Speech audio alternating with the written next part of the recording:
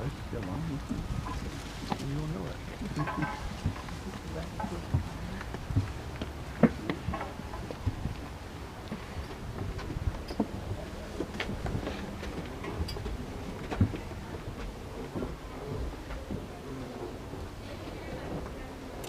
Have to move down, folks, so everybody get in, please.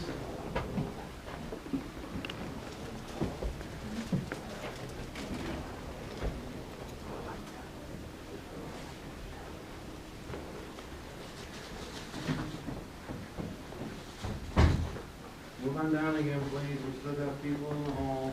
Can you hold on?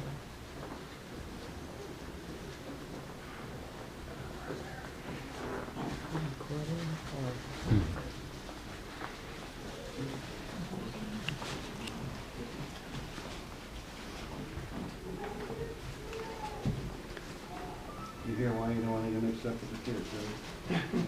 All right, you're in the formal parlors, the front parlor and the back parlor.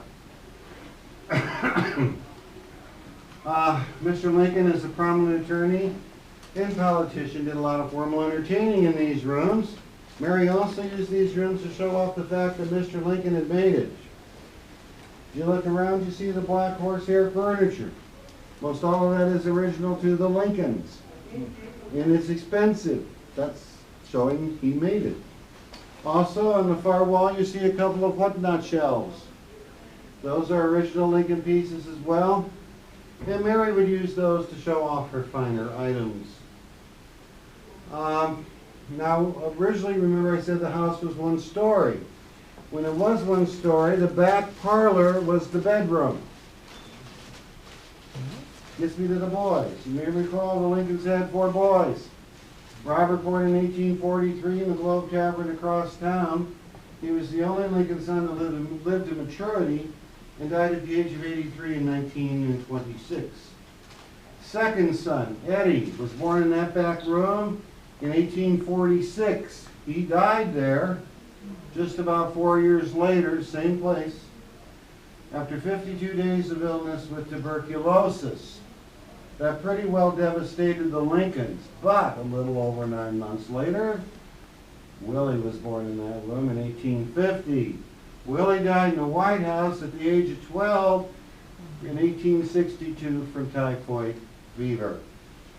And then you got Ted. Ted was born in that room in 1853. Ted died in Chicago in 1871 at the age of 17 from pneumonia. Now you hear a lot about Mary Lincoln, but think about what I just said. By the time 1871 came around, she lost 3 of her 4 boys and saw her husband assassinated. That'd be enough for about anybody. Now the other important event that took place in this room was in May of 1860. Mr. Lincoln worked very hard to get the Republican nomination for the presidency, and the Chicago Convention gave him that nomination. On May 19, 1860, they sent a delegation down here to formally offer it to him. Mr. Lincoln met that delegation standing in the back parlor, right about where that sign is. They gave him a really nice speech, but he didn't take it right away as you might think. Rather, he took 4 days to write a very meticulous letter outlining what he was going to do and why he was going to do it. He knew the country was in bad shape at that point and didn't want to do anything as a candidate to make matters worse. Now, before you go in the dining room, I'll briefly mention it. The house originally did not have a dining room. Mary insisted they put one in, even though it made for a small kitchen, as you'll see. She thought a formal dining room would help teach the boys manners and etiquette, as well as Mr. Lincoln. Probably worked with the boys. Excuse me. Her contribution was making excellent meals and making sure they were on time. Mary was an excellent cook. So take a look at the dining room, go through there, and I'll meet you on the other side in the sitting room.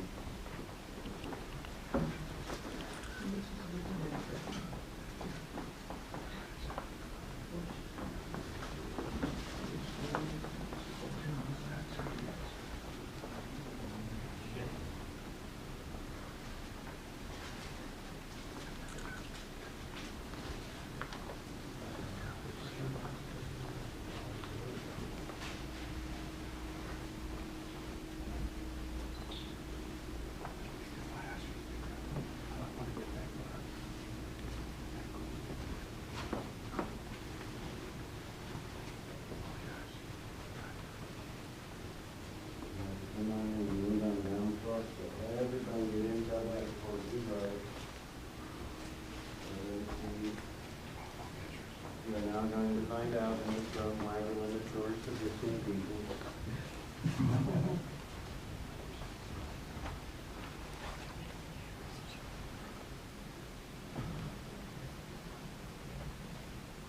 have to move on down a little more, guys. Everybody this way. Thank you very much. Okay, we're in the sitting room. Today you'd probably call it the family room. That's where the family spent their informal time together in the evenings and so on. You might picture Mr. Lincoln on the floor playing with the boys or with Fido. Maybe reading the newspaper out loud, or maybe some Robert Burns. At 6'4", he was more comfortable there on the floor than in those chairs. You might picture Mary on the right sewing. She made most of the family clothes at this time. She was an excellent seamstress. And that is her original sewing cabinet there, and the mirror above it is also original to the Lincolns. On the left is a table they pull out in the evening for things like chess or checkers or whatever. And on that table is something called a stereoscope. You look in there and you see 3D pictures. It's the predecessor of the Viewmaster. It was the most high-tech toy for 1860. The equivalent of having an Xbox in your family room today is a high-tech toy. And with one exception, that thing was very expensive in 1860 dollars.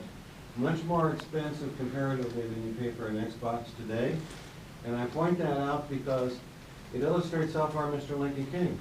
Here's a man raised in poverty that by 1860 was able to afford to give his boys the most expensive toy possible.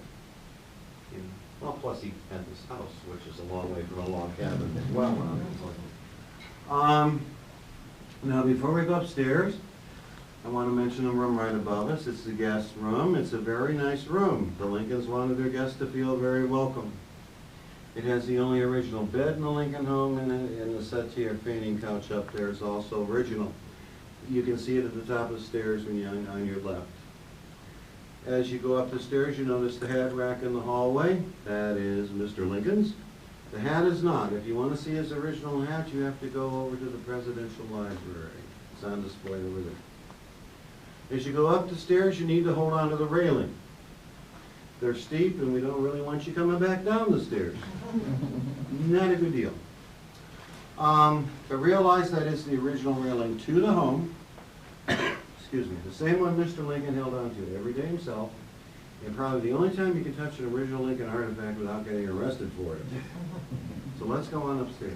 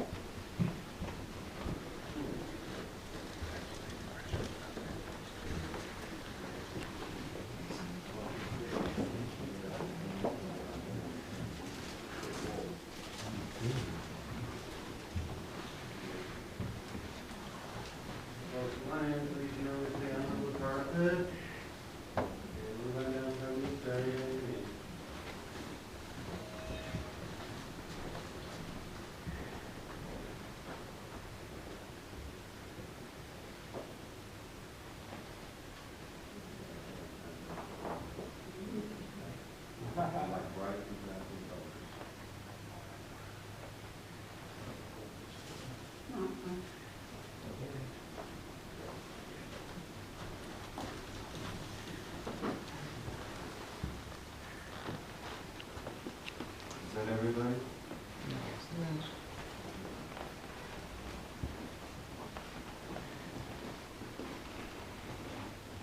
Okay, you're in Mr. Lincoln's room. We'll go through Mary's in a minute. I have a lady here, a reporter who would like to. Yeah, again, Mr. Lincoln's room. Can you move the folks who let in again, please, so everybody get in? You realize there's more folks out there now. Okay. Victorians had a different idea of privacy than we do, so it's not unusual for husbands and wives to have separate bedrooms. Mr. Lincoln did appreciate his privacy a great deal, however, because he did a lot of work in here late at night after Willie and Tad were in bed, especially after the 1860 election when the South was seceding and so forth. He spent a lot of late nights working, and he did it at that desk over there, which is his original desk in the corner.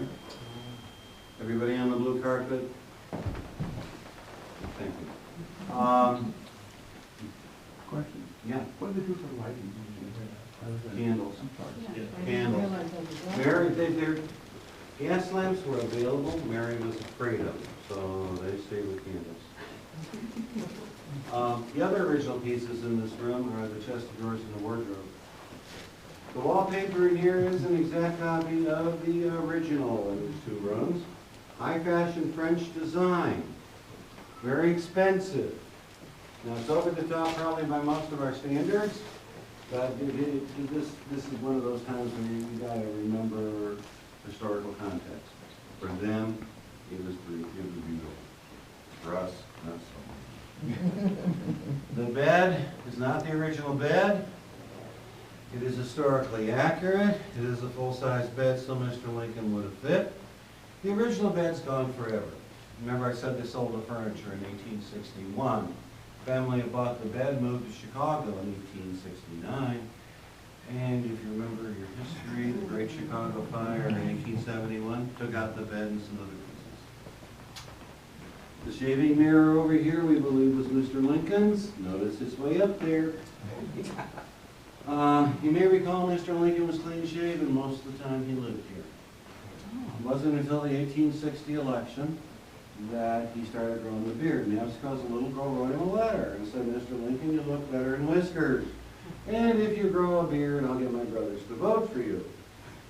Well, much to Mary's surprise, he grew the beard. We don't know the brothers voted, but hopefully she convinced